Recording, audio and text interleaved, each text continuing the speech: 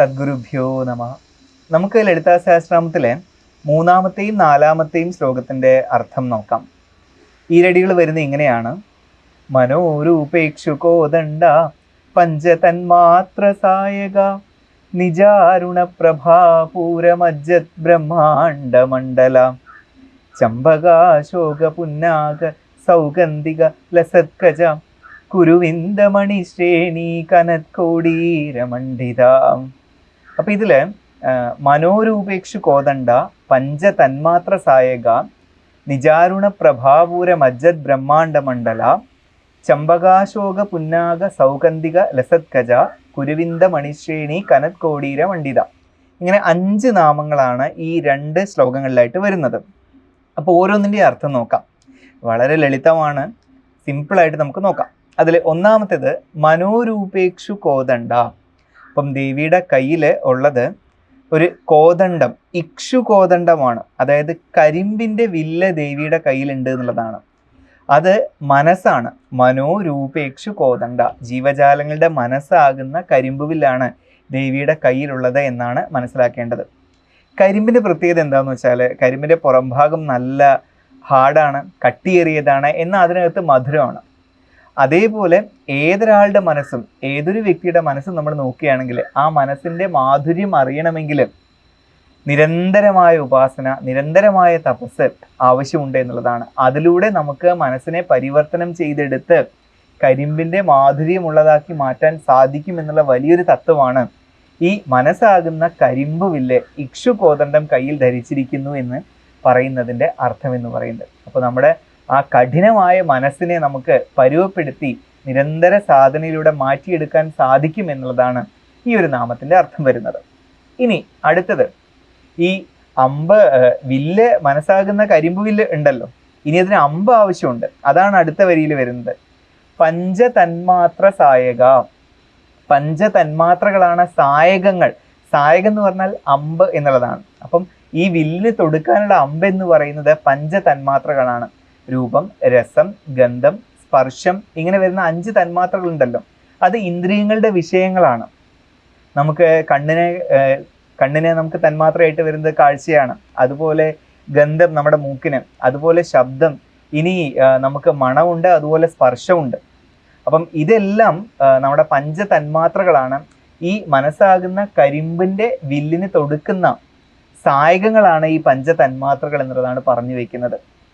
അതായത് അവ തമ്മിലുള്ള ആ ഒരു കോർഡിനേഷൻ സാധ്യമായി കഴിഞ്ഞാലാണ് യഥാർത്ഥത്തിലുള്ള അനുഭവം നമുക്ക് സാധ്യമാകൂ എന്നുള്ളതാണ് ഈ നാമത്തിലൂടെ മനസ്സിലാക്കേണ്ടത്. അപ്പം മനോരൂപേക്ഷു കോദണ്ഡ, മനസ്സാകുന്ന കരിമ്പ് വില്ലുണ്ട്, അതിന് തൊടുക്കാനായി രൂപ, സ്പർശ, രസ, ഗന്ധം, അങ്ങനെ തുടങ്ങുന്ന 5 തന്മാത്രകളും ഉണ്ട് എന്നുള്ളതാണ് മനസ്സിലാക്കേണ്ടത് ഈ നാമങ്ങളിലൂടെ.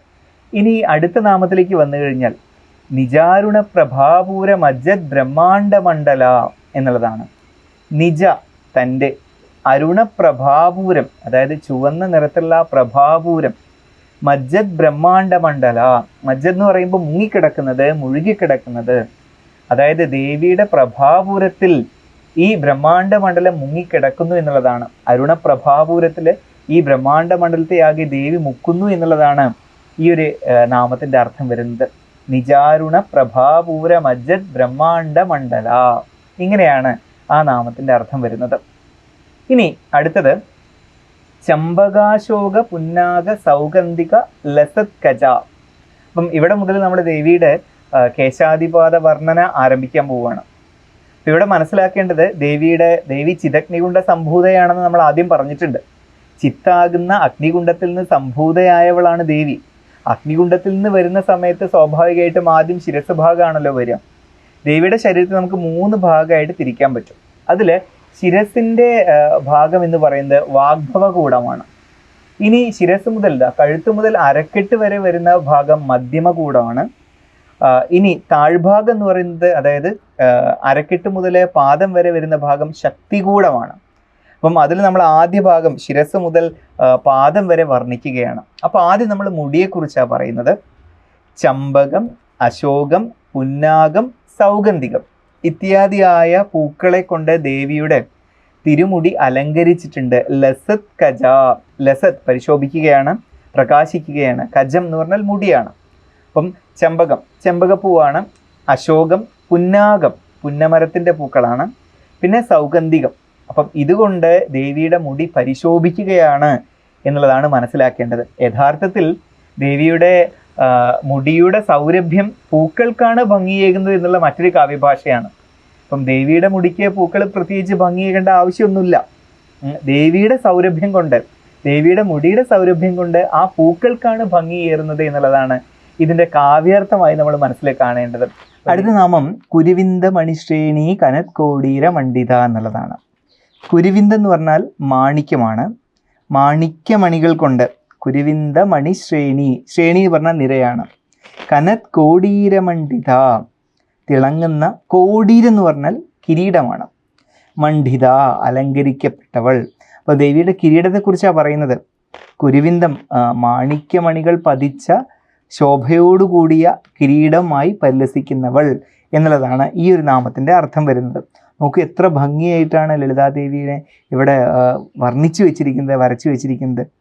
സാധന ചെയ്യുന്ന, ഉപാസന ചെയ്യുന്ന ഓരോരുത്തർക്കും ദേവിയുടെ ആ രൂപം മനസ്സിൽ കാണുന്ന വിധമാണ് ലളിതാ സഹസ്രനാമത്തിലെ ഓരോ നാമങ്ങളും നമ്മുടെ മുന്നിൽ തെളിഞ്ഞു വരുന്നത്.